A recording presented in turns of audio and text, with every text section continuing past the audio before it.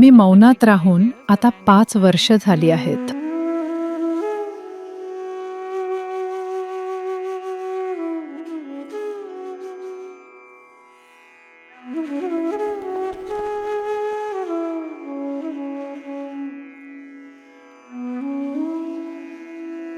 नमस्कार, मी पूजा. मी एक कलाकार आहे. मी पेंटिंग करायचे, प्रदर्शनात लावायचे. त्यानंतर मी गाणं आणि संगीत निर्मितीमध्येही प्रयत्न केला.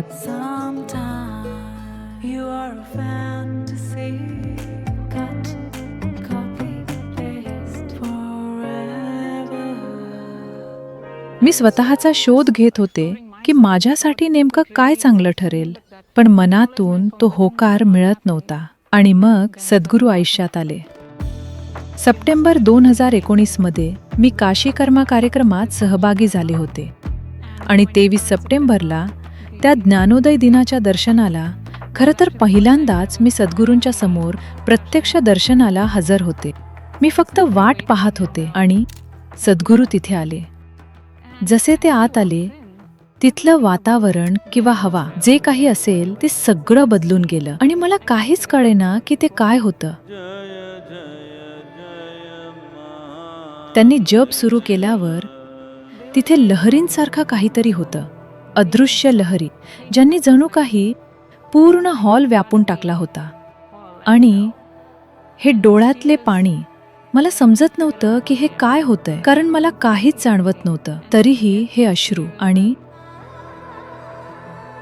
मला असं वाटलं की माझ्या आजूबाजूला बसलेले सगळे जण गायब झाले आणि मला फक्त सद्गुरू दिसत होते. तिथे रंगांची आणि प्रकाशाची एक वेगळीच छटा होती. मला वाटलं कदाचित डोळ्यांना काहीतरी झालंय. मला काहीच कळत नव्हतं. दर्शन झाल्यावर मनात फक्त एकच विचार होता की हे काय होतं, हे पुन्हा कधी घडेल का? मला पुन्हा त्यांच्या सानिध्यात असायला हवं. सुदैवानं 10 दिवसानंतर नोएडामध्ये इनर इंजिनिअरिंग कम्प्लिशन कार्यक्रम होता, म्हणून मी त्यात सहभागी झाले. आणि बरोबर जेव्हा सद्गुरू आत आले, पुन्हा त्या अदृश्य लहरींनी जणू पूर्ण हॉल व्यापला. त्यावेळी मला खात्री पटली, ही कुठली तर्कात बसणारी गोष्ट नाही. आणि सद्गुरूंनी माझ्याकडे पाहिलं आणि त्या डोळ्यांनी जणू माझ्यात काहीतरी आर पार भेदून गेलं. आणि जसं की सगळं विखुरलं गेलं. ते खूप मुक्त करणारं होतं. माझ्यातला तो कोणता भाग होता हे माहीत नाही, पण ते खूप मुक्त करणारं होतं. जणू मी हवा झाले. खूप हलकं वाटत होतं. त्या क्षणी मला फक्त हेच जगायचं होतं, या सानिध्यात राहायचं होतं, आणि हे कधीच संपू नये असं वाटत होतं. मी पुढचा कार्यक्रम कधी आहे हे शोधू लागले. टेनेसीमध्ये सद्गुरूंसोबत दिवाळीचं दर्शन होतं. मी नोंदणी केली, तिकीट काढलं आणि तिथे पोहोचले. पुढचा प्रोग्राम बरोबर 10 दिवसानंतर होता. न्यूयॉर्कमध्ये सद्गुरूंसोबत मिस्टिक आय. मी तिथे गेले. पुन्हा डॅलसमध्ये इनर इंजिनिअरिंग होतं. नोंदणी केली.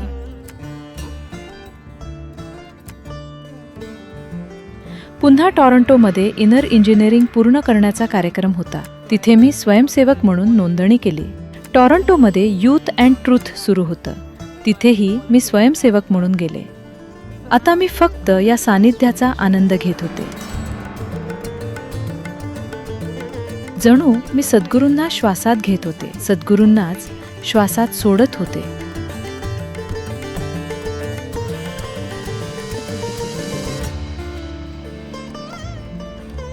आयुष्य म्हणजे फक्त सद्गुरू, सद्गुरू, सद्गुरूच होतं. आजही तसंच आहे. मला एक निरोप मिळाला की संयमासाठीची पूर्वभेट टॉरंटोमध्ये 3 डिसेंबरला आहे, म्हणजे 10 दिवसात. त्यावेळी मला संयमा काय आहे हे माहीत नव्हतं. मी गेले आणि त्या बैठकीत सहभागी झाले. जसं सद्गुरूंनी संयमा म्हणजे काय हे सांगायला सुरुवात केली, ती ओढ जी कित्येक जन्मांपासून होती, आणि पुन्हा मी रडत होते. आणि मनात एक घाई निर्माण झाली की मला आत्ता संयमा करायचा आहे. मी आणखीन 1 वर्ष वाट पाहू शकत नाही. 15 फेब्रुवारीला मी आश्रमात आले.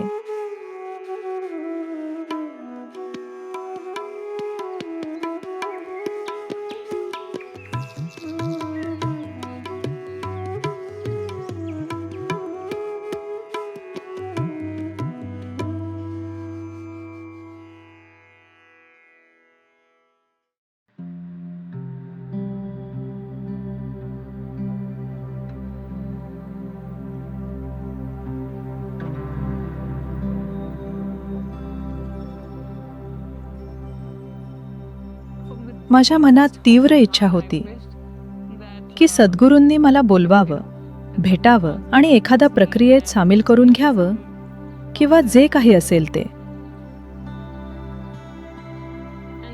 आणि मग माझं मन म्हणायचं की सद्गुरू तुला का बोलावतील? तू तर अगदी नवीन आहेस आणि अजून काहीच केलेलं नाहीस. असो, मी फक्त डोळे मिटून बसले होते.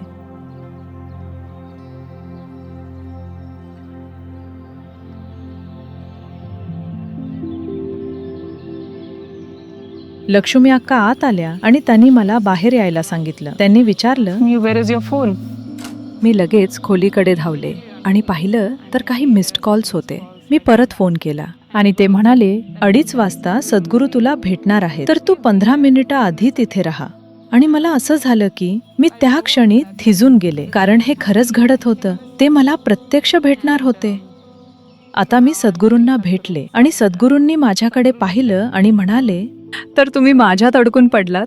मग सद्गुरूंनी मला काही गोष्टी विचारल्या, विशेषतः माझे आई वडील कसे आहेत आणि त्यांना मी इथे असण्याचं काही वाटणार नाही ना. आणि हो, माझ्या पालकांनी नेहमीच खूप पाठिंबा दिला आहे, त्यामुळे त्यांना काही अडचण नव्हती. मग सद्गुरू म्हणाले की तू साधना चालू ठेव आणि नियमितपणे सराव कर आणि जितका जास्त वेळ ध्यानलिंगात घालवता येईल तितका घालव, बस एवढंच. मी त्यांना हेही सांगितलं की मी संयमासाठी सहभागी आहे. ते म्हणाले सगळं ठीक आहे, पण ध्यानलिंगात जास्तीत जास्त वेळ घालव आणि आजपासून तू मौनात जा.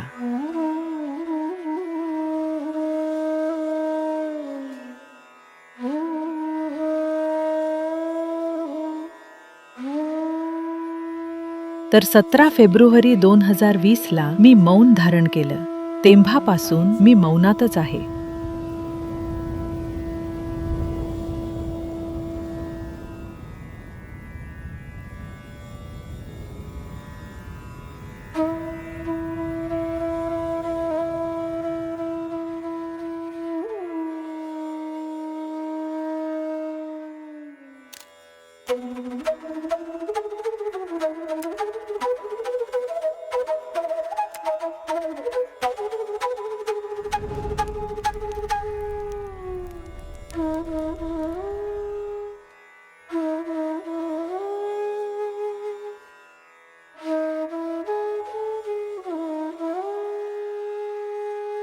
माझं रोजचं वेळापत्रक असं आहे की मी साधारण 3:30 किंवा 4 ला उठते आणि माझे योग सराव करते.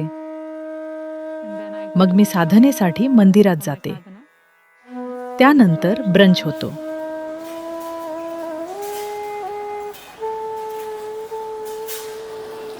मग मी मौनात असते.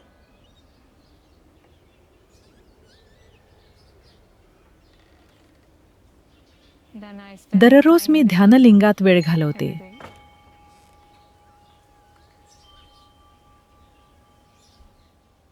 आणि असा माझा दिवस असतो, मौनात राहणं आणि फक्त असणं. सुरुवातीचा मौनाचा काळ थोडा कठीण होता. कधी मन ताबा घ्यायचं, कधी भावनांचा गोंधळ उडायचा. पण ध्यानलिंग प्राणप्रतिष्ठित केल्याबद्दल मी सद्गुरूंप्रती कितीही कृतज्ञता व्यक्त केली तरी ती नेहमी कमीच पडेल. ज्या लोकांना मौनाचा अनुभव घ्यायचाय आणि निश्चलतेच्या अवस्थेत जायचंय, जर तुम्हाला जीवनात हेच हवं असेल तर तुम्हाला इतर कुठेही राहावंसं वाटणार नाही. ध्यानलिंगातच राहावंसं वाटेल. हे खरंच मदत करेल.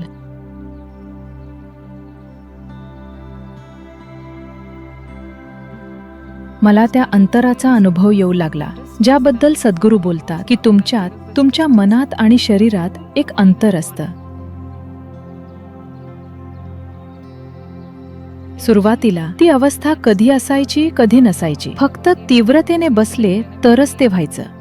पण हळूहळू ते जणू कायमस्वरूपी झालं. आणि या अंतरासोबतच स्पष्टता आली. आणि ही स्पष्टता म्हणजे मला काहीच माहीत नाही हे जाणण्यासारखं होतं. त्यामुळे एक प्रकारचा स्वीकार आला की तुम्हाला खरंच काहीच माहीत नाही.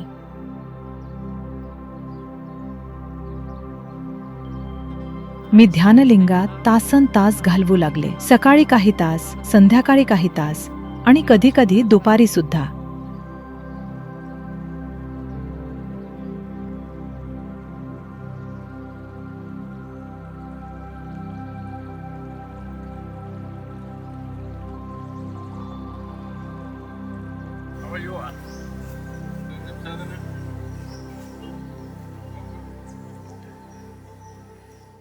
त्यांनी मला फक्त मौनात राहायला सांगितलं होतं. ते किती काळ असणार आहे याबद्दल त्यांनी कधीच सांगितलं नाही.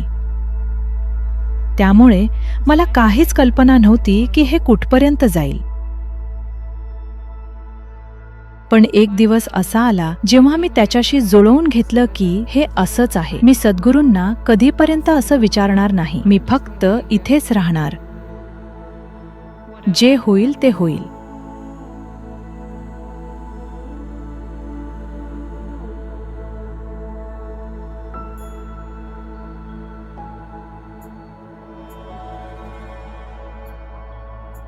साधारण 1.5-2 वर्षानंतर सद्गुरूंनी मला बोलावलं आणि ते म्हणाले की मला वाटतं तू संयमासाठी बसावं.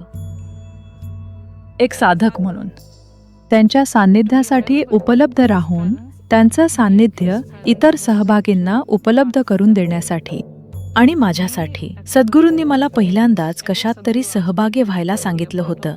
मी त्यांना विचारलं की ठीक आहे, मी कशी तयारी करू, मला काय करावं लागेल. ते म्हणाले तुला काहीच करण्याची गरज नाही, तू फक्त स्थिर रहा आणि ध्यानलिंगात बस एवढंच. शक्य तितकी स्थिर रहा, शक्य तितकी तीव्र हो आणि कोणतीही इच्छा ठेवू नकोस. फक्त तिथे रहा. संयमाच्या आधी मी रोज 5-6 तास ध्यानलिंगात बसू लागले. आणि संयमाच्या एक दिवस आधी सद्गुरूंनी मला बोलावलं आणि विचारलं तू तयार आहेस का. आणि मी फक्त त्यांच्याकडे पाहत राहिले. मी म्हणाले तुम्हीच सांगा. आणि ते म्हणाले मी तुझ्यावर खूप खुश आहे, हे खूप चांगलं होईल. आणि मग त्यांनी त्यांची माळ मला दिली. तो क्षण, माझ्याकडे त्या क्षणासाठी शब्दच नाहीत. दुसऱ्या दिवशी संयमा सुरू झालं.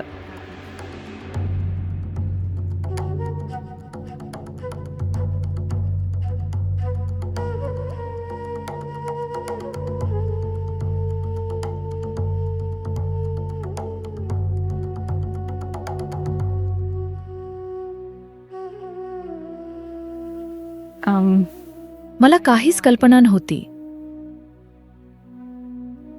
तो मौनाचा एक पूर्ण वेगळाच आयाम होता. खरं मौन काय असतं ते मला तेव्हा अनुभवायला मिळालं.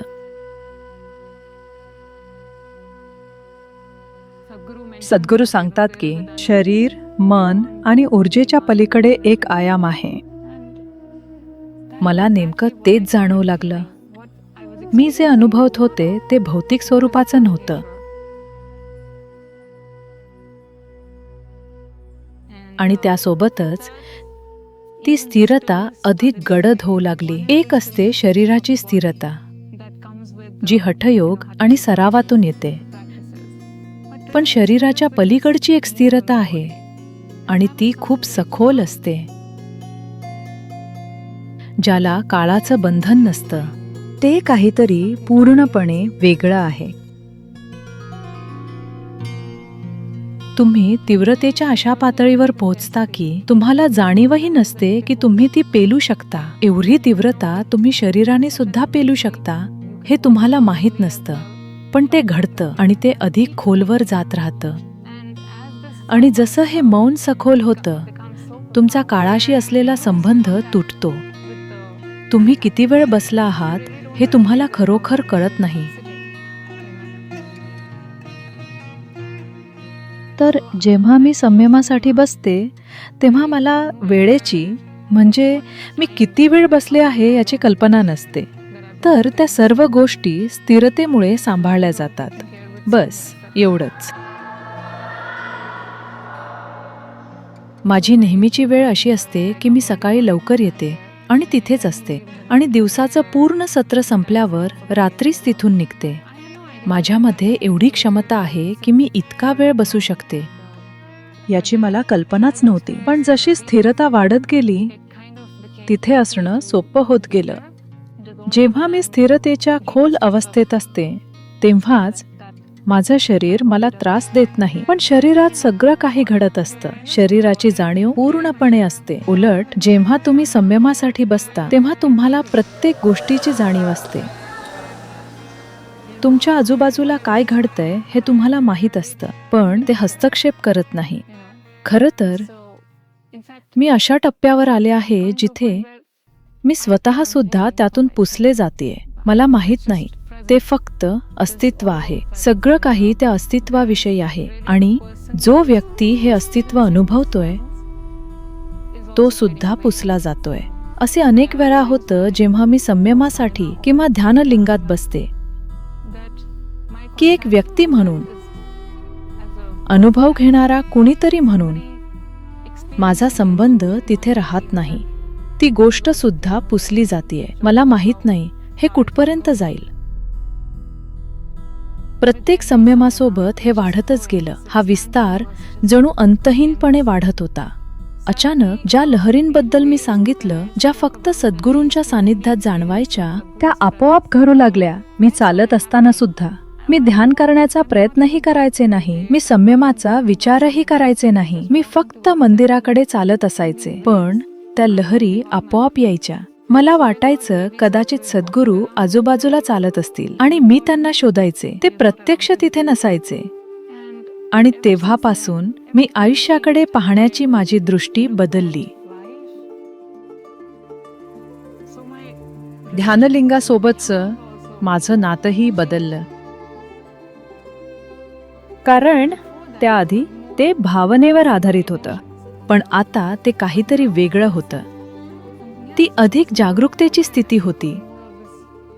मला माहित नाही याला काय म्हणावं. ही ऊर्जा. हे सद्गुरूंच्या बाबतीतही घडलं. भावना तर होत्याच, पण सद्गुरूंना अशा व्यापक स्वरूपात अनुभवणं. सद्गुरू म्हणजे मौन आहेत. सद्गुरू म्हणजे स्थिरता आहेत. सद्गुरू म्हणजे ही जागरूकता आहे. ते सर्व काही आहेत. खरोखर ते सर्व काही आहेत. असं काहीच नाही की मी म्हणू शकेन ते हे नाहीत. ते सर्व काही आहेत.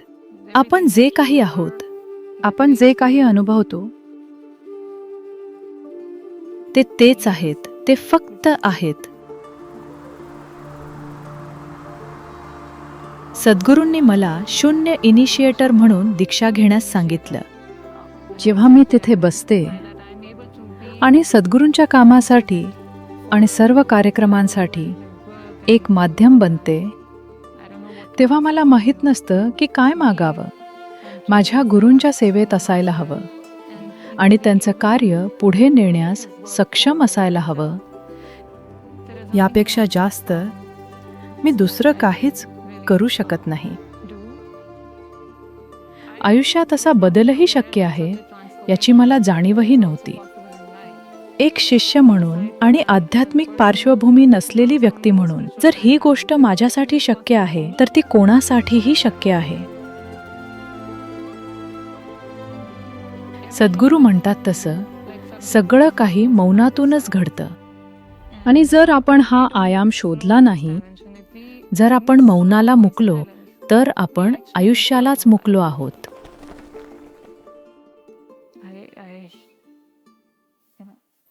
माझी इच्छा आहे की प्रत्येकाने याचा अनुभव घ्यावा. आणि मी पाहते की सद्गुरू त्यांचं संपूर्ण कार्य आणि त्यांचं संपूर्ण आयुष्य लोकांना अशा अवस्थेपर्यंत पोहोचवण्यासाठी समर्पित आहे. त्यामुळे मानवतेला या गोष्टीची जाणीव करून देणं आणि खरी क्षमता काय आहे हे त्यांना माहीत करून देणं यापेक्षा आणखी काही करण्यासारखं आहे असं मला वाटत नाही.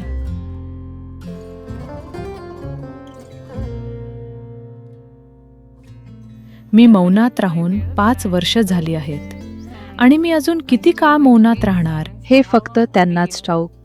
त्यामुळे ते त्यांच्यावर अवलंबून आहे. ते जे म्हणतील मी तेच करेन.